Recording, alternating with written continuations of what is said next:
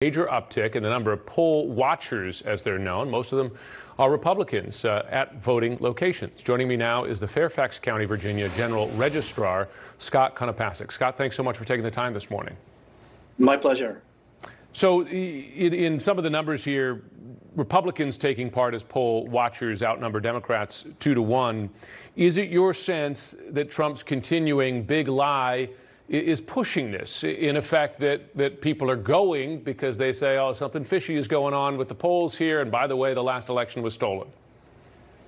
Right. I believe there's a direct line between the president's big lie and the motivation and the number of people who are participating as poll watchers this year. A lot of people have been seduced by that notion, and they are sincere people who are committed in their mind to make sure that it doesn't happen again, which really adds a level of energy and sometimes aggression in our interactions with them than what I've ever had in 25 years in dealing with poll watchers. You know, I wonder, there are circumstances where they become poll intimidators, right, as opposed so much to poll watchers. Are you, in your experience, concerned that some might threaten, intimidate, both while the voting is going on and later when the votes are counted? Over the last few days of early voting, we saw increased aggressive contact with voters, not by people who are there in the capacity of observers, but people who are there on behalf of campaigns outside the polling places before people walk in. I expect that to continue to be at a high level. But there's a new aspect of poll watching this time that really doesn't come up very often, is most of our back office operations, counting ballots, canvassing, doing those testing equipment, those mundane things, are also public, open to the public.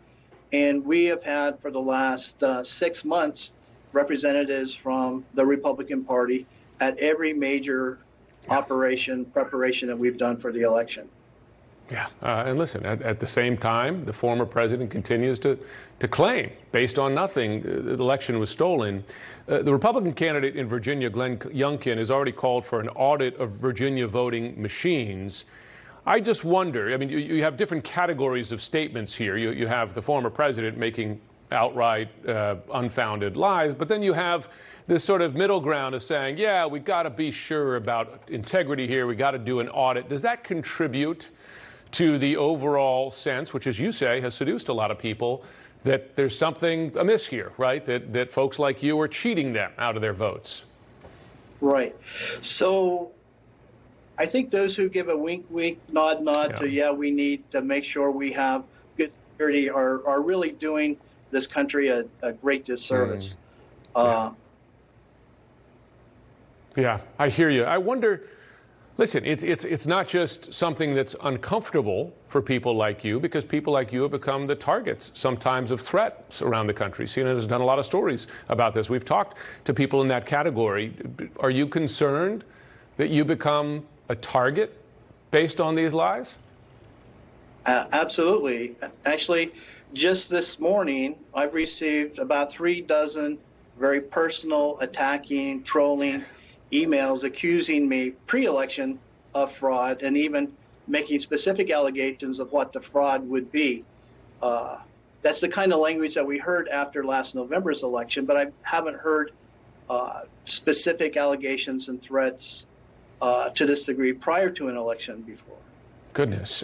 Do you, listen, those threats are things that sometimes, sadly, can turn into actual danger. What do you do when you get threats like that? Do you have channels to report that to police or others if they continue or they're made attached to any sort of threat of violence?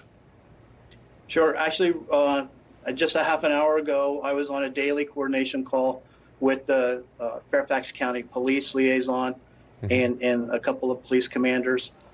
We've been in contact and coordinated with the FBI and Department of Homeland Security. I'm a former military guy, and I just do my job, and I don't let the threats or the potential danger get in the way.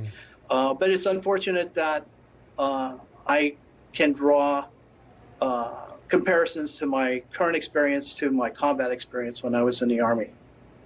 Goodness, you're saying that sort of, it feels like a similar threat to some degree? Yeah, the uncertainty, the fear for your safety. Do you change what you do, or do you do what you're trained and been prepared to do? Do you execute the plan of the election that has been prepared and with your team is being implemented, or do you respond out of some kind of fear to the noise and things that are going on around? So that's kind of the comparison that I'm making, is that you still have to do your duty. Well, Scott, personally, I'm glad you're still doing your duty, and I'm sure folks at home can appreciate the system is built on honest civil servants like yourself just doing their best. I'm sorry